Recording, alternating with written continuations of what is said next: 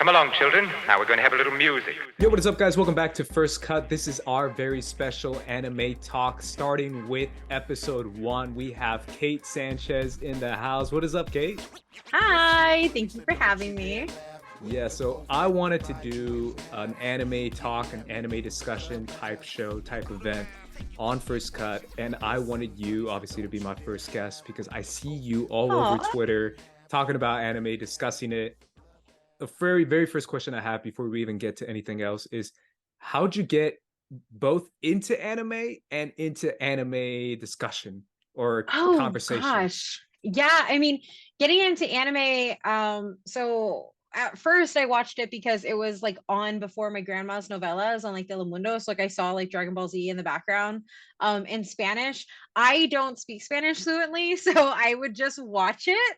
Didn't really comprehend it, but then Sailor Moon was my first anime, and I watched that religiously. It got me into everything else, a solid part of the Toonami generation here.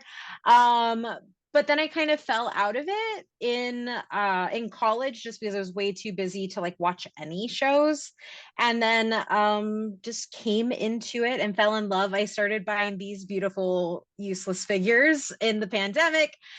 Same thing with the manga. So uh yeah, that's kind of like fueled where I am now. And insofar as being a part of anime discussions, I have been the editor-in-chief and co-founder of But Why Though for the last 5 years. We started covering comics and then we moved into video games and film. And then the natural progression of that was finding really where that passion was. And that was, for me, was anime. Anime was something that I always talked about in the other circles. And then we finally decided to take the jump and make it a vertical of the website. And then I've really been able to champion that and get on podcasts like this one and do panels and really showcase how important it is as a medium to tell stories. So And yeah, I hope that answered the question. Yeah, absolutely. And I kind of want to follow up on how's it going? How's it been going with that? It's been going well, surprisingly. Our anime vertical actually only started in 2020, like mid 2020. So it's the youngest vertical on our site. And it's easily one of the largest now. We do gaming, TV, comics, film, and then anime and manga. And anime is kind of like it kind of eclipses a lot of the other ones just with how hungry people are to read pieces on it, but also the opportunities that are available in that space compared to others. So it's going well. And I know I have to quickly get to this. Your panel, you had a panel at Anime Expo, right? Yes. Talk to me a little bit about that. Yeah, so me and shout out to Rafael Motomayor. We pitched a panel on Latin America and anime. We called it Latin America and Anime 101, mainly because we wanted to talk about how pivotal Latin America and Latinos are to the creation of anime as an industry in the United States. Fun fact, we were the beta testers, we were the first ones there, and we really brought that here. And so for us, we wanted to really capture that history and tell our stories of Latinos who are deeply in love with this medium. And yeah, we got to do that. It was really great. And I'm really thankful to Crunchyroll for kind of believing in us and believing in our stories that we could bring to the table and for sponsoring that panel. So yeah, I really wanted to go. If anything, I was looking forward to going to Anime Expo specifically because of that. Because I definitely wanted to support that. Because I've done a similar panel when it comes to Star Wars at Star Wars Celebration. Oh, awesome. About the representation that we see in media when it comes to Latinos in Star Wars. And when it comes to anime, I've also written a little bit about, like you said, the Latin American beta test that was anime in Latin America, and the fact that I also grew up watching Dragon Ball Z in Spanish. That was my very first introduction to anime, even before Toonami, which was really interesting because that's like 90, I want to say like 94. Yeah, like 93, 94. Yeah. Yeah. And then obviously Toonami came afterwards when I really got into it as well. But it's really special. It really is a special thing to appreciate a growing medium that is getting more and more popularity. And I kind of want to get into that a little bit. I have here a little bit of your favorite animes, but since we're along these lines, let's jump to the whole aspect of where anime is now, if that makes sense. How do you Yeah. feel about the state of anime? I love it, man. Yeah. Like little me would not have thought that this is where we would be. Anime is in the most like legally accessible spot that it has ever been. And not even just from the American side, but the sheer number of dubs that come out in different languages, it's really amazing. And it captures the strength of a cultural product when it is invested in, both from the home country, in this place, Japan, and in places outside of it. And one of the things that I've really appreciated that is that it's been able to grow while still maintaining the integrity of the culture that it came from.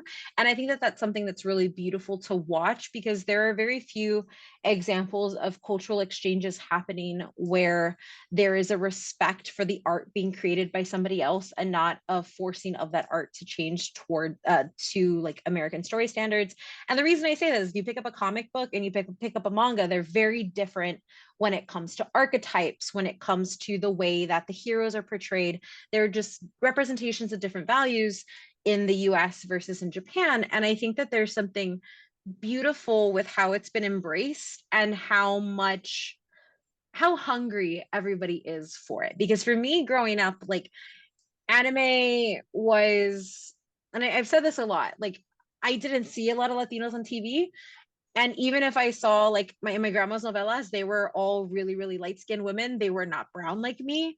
And so finding a connection to a culture that wasn't white American, but wasn't Latino either, like it was vital for me growing up to see representations of how I view family and tenacity and resiliency in shonen characters and even shoujo characters. And so to know that it is so accessible for everybody now, it's amazing. And I think beyond that is what has happened in the acceptance of anime has also really broadened the horizons for Ani and Donghua to be embraced as well. And Donghua is Chinese animation. You can think of like Link Click, and I'm forgetting a few of the other ones. They're on Crunchyroll. It's like Heaven's Official Blessing, series like that. And Annie is going to be Korean animation. So if you think about everything that Studio Wit is doing, like currently with My Adventures with Superman, and even before that with Legend Korra, those pieces, they were American productions, but they were run by Korean animation studios. That was a very long way to say, so I'm very happy, and I'm happy for the doors that it's opening for other people too. How do you feel about the kind of stories that are being told right now? I love them. Yeah. It's crazy because I think that like if you just look at what the top anime are, you're gonna think that it's very shonen all of the time. But the truth is that it's not. When I talk about being able to access anime, I'm talking about the fact that I can go and find josei stories like what is it, My Love Yamada 999, level 999. That was an adult romance story that was being told and animated. Wotakoi is another one that you can think of, and then you can even think of some of the more stylistic and adult focused pieces like Devilman Crybaby, or honestly anything Shinichiro Watanabe has done over his entire work. And I think that what you look at and you see now is there are large swaths of genre being told in anime that has never really taken the main focus. Like for a long time, it really was just the Narutos, the One Pieces, the Dragon Balls, and I love those with all of my heart. But if you look at the current shonen that has people going, it's Chainsaw Man, Jujutsu Kaisen. It's the grittier ones. It's the ones with more experimental animation. It's the stuff that is pushing people outside of those comfort zones, which with really weird storytelling. And so I think right now the stories that are getting told are really good. There are a lot of places we can do better. I think representing a lot of like the BL manga stories and queer romances, that is something we can do a lot better because there's a lot of stories in Japanese manga already that deserve to be brought and animated in the same way. And I think looking at shoujo, the one place that I think that we can fix this is shoujo in the anime consciousness is very romance focused. There are battle shoujo. Like there are like Queen's Quality is literally just constant fighting monsters in like an ethereal plane with a giant like berserk-esque sword. Like that's a shoujo. And so I think what we need is we need to see more diversity in the shoujo side as well, because it's there. People just need to know that they can find it. Yeah, obviously there's so much variety there, and there's Yeah. so much gaining there. Kind of going along those lines, I want to hear your takes on. I know this is a very, um, I don't know, I want to say hot topic, but on the access of anime and on the way people are accessing it, mainly through one site, which is Crunchyroll, but also Mhm. Netflix. If people have Hulu, Hulu has anime, and a little bit on Prime. But for the main part, how do you feel about these streaming platforms, specifically Crunchyroll, kind of being at the top of this pyramid of anime streaming and the way people are able to get access to it? I think when you look at the history of Crunchyroll, it's one of those amazing testaments to kind of like it was a pirating site. That's how it started. And then they said, hey, this is how many viewers we get when we pirate your material the day after. You could make this if you simulcasted, and that gave us simulcast. And then from simulcast came simuldub. And I think one of the things that I am positive about it. I think Crunchyroll is a really, really good service. I think the amount of investment they put into multiple dub languages is really, really good. Um, I don't think any company should control as much as Crunchyroll controls now when you have after the merger with Funimation. And I think a lot of that is just because we should have competition to push new ways and new licensing practices. And when you have one company in control of everything, it makes it hard to have competitive pay for, say, like voice actors. Like Netflix voice actors were getting paid significantly more than Crunchyroll voice actors. And when you don't have the ability to push competition, it doesn't just affect the consumer side, it also affects somebody who is creating from like the English dub side or even just working within the anime industry. You never want one company to be in control of that. That being said, I think Crunchyroll has done a really good job of investing in its community and listening to its community. But I would like more stuff on Netflix, if only because every household has a Netflix subscription for the most part. And the chance of somebody stumbling into anime is so much higher. And I think that there are two ways you find anime. You have a friend who's really into it and just forces you to watch something until you care. And then you just have like a trailer play on Netflix and you're like, oh, I'll watch that. And now you're a weeb. So I think that we need more accessibility from that standpoint on the Netflix side or the Hulu side, which I guess is technically the Disney Plus side. It is, yeah. But yeah, I mean, I don't, yeah, I respect all of the work Crunchyroll has done in the industry. But I will never be pro one company kind of having it all, if that Yeah, makes sense. it does. And I feel like there's a balance even in the way of how audiences view these Mhm. animes on these platforms, if that makes sense. Yes. Yeah. Not just on a audience level, but on a technical level, where Yes. Netflix's binge model is so accessible to experiencing anime, where you're able to Hmm. say 20 minutes, 10 episodes or 8 episodes, or however long, and you binge that and you're just like, damn, I need to see more of this. And it's a little bit easier than maybe a Hulu, for example. If I throw Hmm. shade to anyone, it's probably Hulu Yeah. having commercial breaks every three Yes. seconds. It's a 20-minute Yes. episode and you have 5 commercial breaks. Yes. I'm like, It's a come on. lot harder.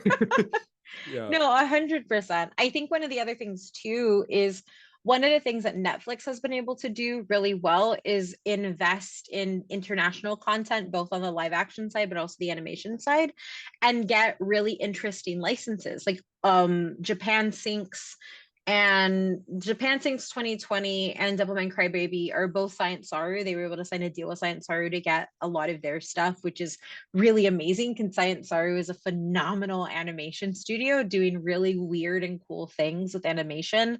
They've been able to do original anime like Yasuke, they Godzilla Singular Point. They really gave Orange Studio Orange that really large launching point into the public sphere, the American sphere with the Beastars licensing. And so I think that there's some investment coming from the production standpoint that Netflix is like doing in a way that's going to push us to get weird and interesting anime, which I'm always for. And I think that one of the side effects of Crunchyroll having so much is that now I think a lot of people think of Crunchyroll as like, oh, there's just so many isekai.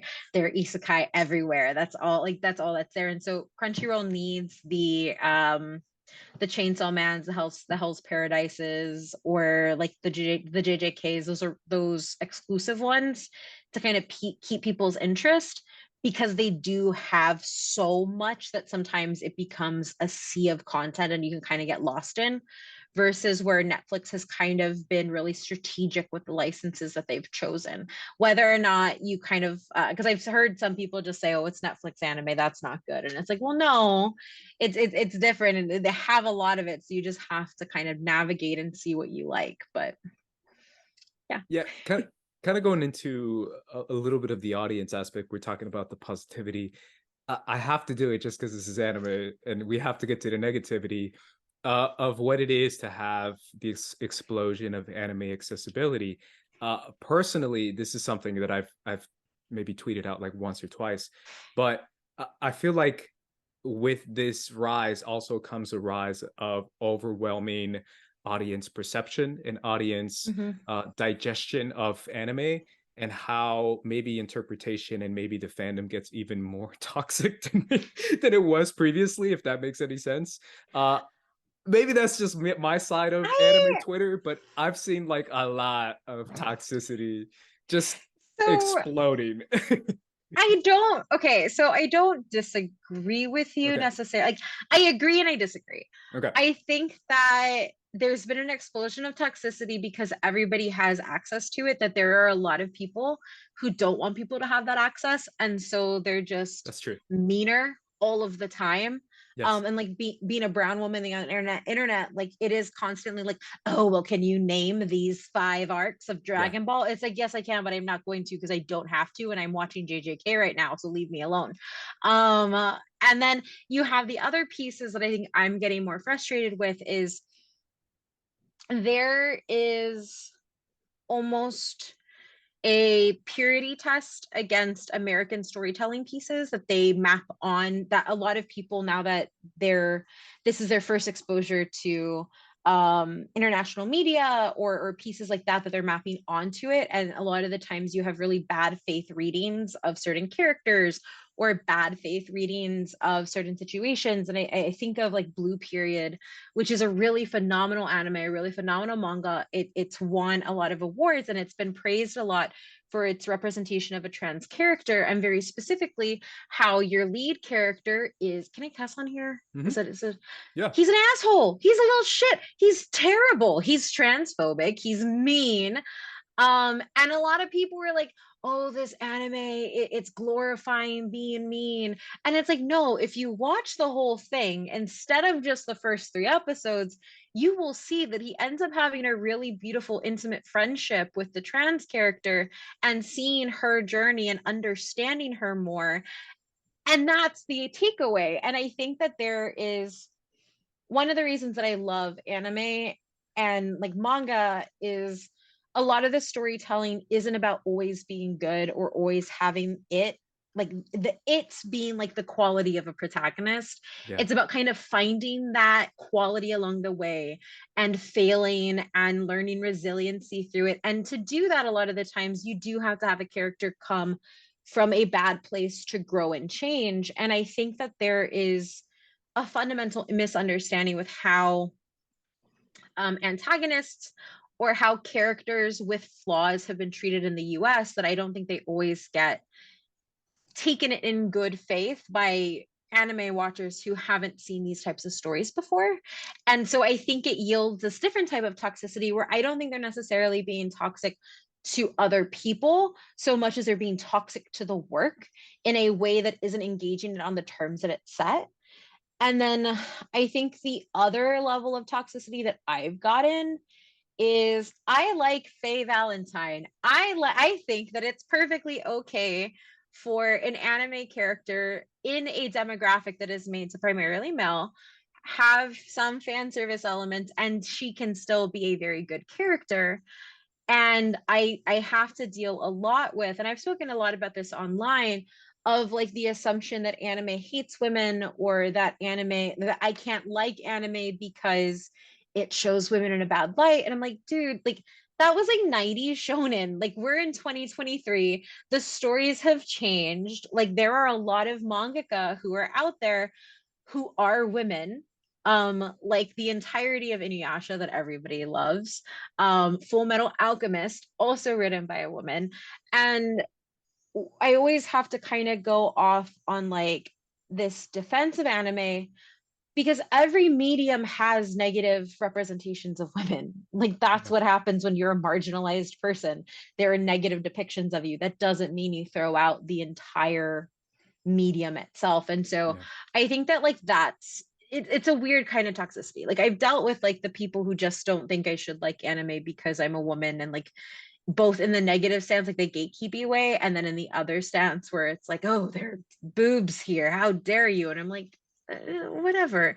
And so I think that that's like a weird thing. So like I agree with your like overall point, I guess. Like more people have access, so more people have opinions, and some people shouldn't have opinions unless they I think that's my understand thing. it. I feel like the second point, I'll jump to your second one, because the first one's been around forever, and I feel like Yes. it's always going to be the case as far as people gatekeeping in a very negative aspect. But then I found myself looking at a lot of TikToks and a lot of people, like you said, who are new to anime, engaging in super bad faith criticisms of the work, or perceptions of the work, where their perspective is so skewed and it's so colored, to the point that it's the same people who are reviewing Barbie are now like negative, like bad faith reviewing Barbie, are like jumping at anime. Those kind of guys are like exactly talking about anime, and I'm just like, can you guys like maybe stay over there? Yes, no, like, entirely. and I'm like, you guys weren't here a year ago. Please leave. Yeah. I fight with myself because I think anime is a medium that needs to be, because all anime is just Japanese animation. It is animation from Japan. That's it. So I think that like more people need to be voting for Japanese animation to take home awards and award season, and more people need to watch it. But then I see like people talk, and I'm like, no, maybe not. maybe no. Maybe a and tiny I think, bit of gatekeeping. exactly. Maybe a little bit's okay as a treat. Yeah. I think the biggest space that I've noticed this happening in is when it comes to reading BL manga. Some people also know it by yaoi, but those are boys love MLM stories. They're gay romances. And what I've seen a lot on TikTok and on Reels and just Gen Z people on like Twitter is they're like, oh, well, these are written by straight women for straight women. And it's like, well, that's not actually like all that this genre is. Like, as a storytelling device, it is a way for queer people as well to see themselves in stories when they're not necessarily seeing themselves in the mainline romances in anime and manga. And while there is a history of some fetishization, that's not what you find all of the time. And especially now, it's become a major vehicle in places like Japan and even in the US for people to explore sides of themselves, to explore their sexualities, to explore and understand others. And I think that like what happens when you have these bad faith arguments, it's just kind of like you're throwing the baby out with the bathwater. Yeah. And you're focusing on the smallest part of something that could be problematic and missing out on the inclusion and the beauty that can be done in that genre at the same time. Absolutely. So. Yeah, very well put. I appreciate that. I just had to get that off my chest. I know. Yeah, I don't blame you. I don't blame you. I want to finish up with two things: some of your all-time favorite anime and some stuff you might recommend, and then some of your maybe like 2 or 3. It doesn't have to be like one major. And then some of your favorite anime or animation of the year, either series or movies. So we can start with the first one as far as all time. Ooh, okay. So I'm probably gonna say Revolutionary Girl Utena is up there for an all-timer. Samurai Champloo, because that one it hits at a whole other level. Devilman Crybaby is a favorite for me. And then I'm gonna say this. I'm gonna say Jujutsu Kaisen, but I'm not gonna say Jujutsu Kaisen is a series just yet. I'm gonna say Jujutsu Kaisen Zero, because that film is one of the best. It became one of the best animated movies on its own, but the manga was a proof of concept for Gege Akutami, who is the mangaka. And the manga, if you pick up Jujutsu Kaisen Volume Zero, it's missing a lot. Like there's not a lot of character depth. It's like, oh, look, I can draw a cool fight scene. And you get key moments and there is some weight there. But what Mappa did with Jujutsu Kaisen Zero was make it transform into something with more emotional weight that I have never seen anybody do. So that for me is probably one of my all-time pieces of manga adaptation and animation. Yeah. I And then think, yeah. some of the year ones. What are some of your favorites of the year that you've? Oh gosh. There's so many, right? There's so many. Link Click, it's not anime, it's a donghua. But Link Click is another, like if you have not seen Link Click, I need you all to like stop what you're doing and start watching it. It's in sub and dub, so you have no excuses for season one.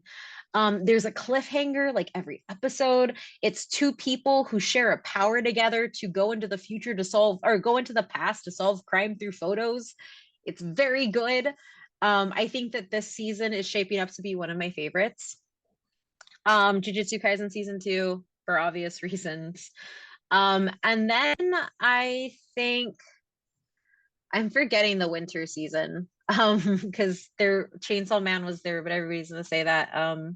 Zom 100. Oh, there you Zom go. 100. Watch Zom 100. That's on everything. Yeah. That one's very good. Any of your favorite films of this year? It could be animation as well, not just anime. Oh gosh. That's hard because I'm trying to think of like what I've watched this year. So some of the ones like I've reviewed, I really liked Your Name. I know a lot of people had a lot of expectations going into it, but I really enjoyed it. Oh, Suzume? Yeah.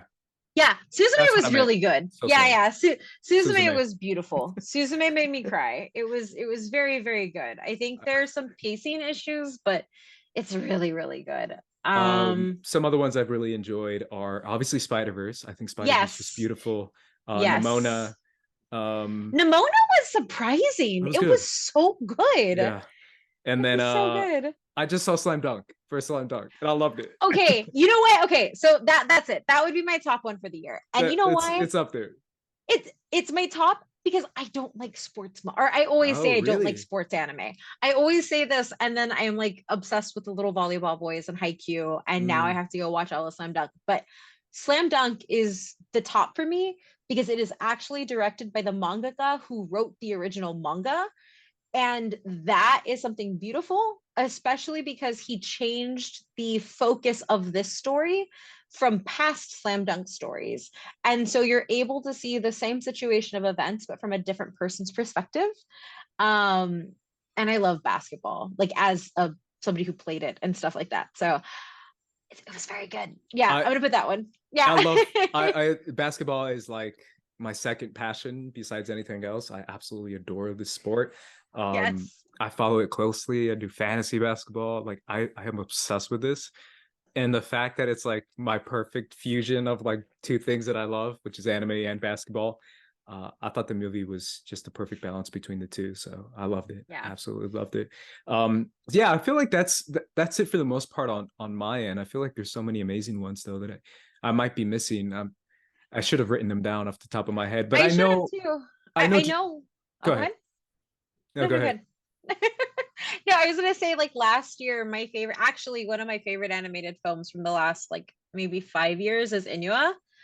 Oh yeah, I put that on my list. Yeah. That is from Science Saru. It has like 4 different animation styles. It's a rock opera folklore story. Like it's great. It's really unique and interesting, and it's really cool. I love that one.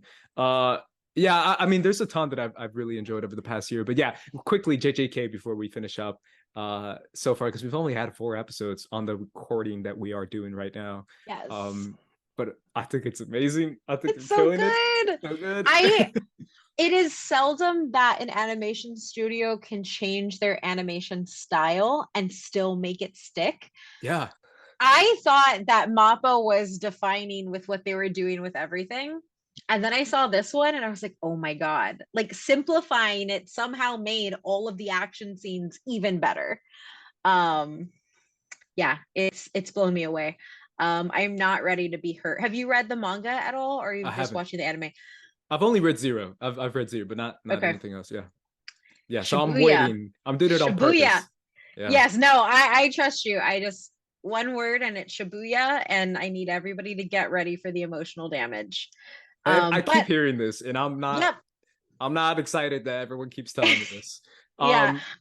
But before we take off, I want to get to is there any anime that maybe people haven't seen that they should be looking forward to? Undead Murder Farce. Y'all Mm. should watch Undead Murder Farce. It is it's like Victorian classics are alive and real.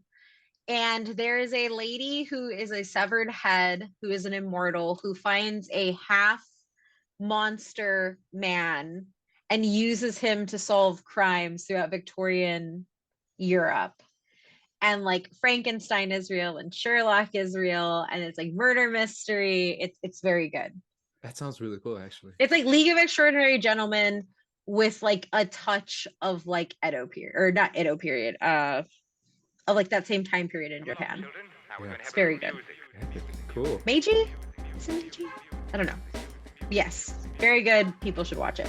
Awesome. Kate, thank you so much for your time. I appreciate it. Yeah, of course. Thank you for having me. I hope you had fun. Where can everyone find you? You can find me at Oh My Myth Randier on everything, because Twitter may be dead by the time this comes out. I don't know.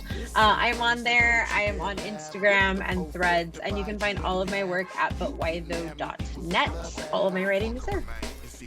Thank you, everyone. Make sure you go follow Kate. You can follow me at Squad Leader Race and follow us at First Cut right here. Make sure you subscribe to First Cut if you haven't done so already. But either way, guys, for the First Cut crew, we're going to be peacing out. So peace. Deuces.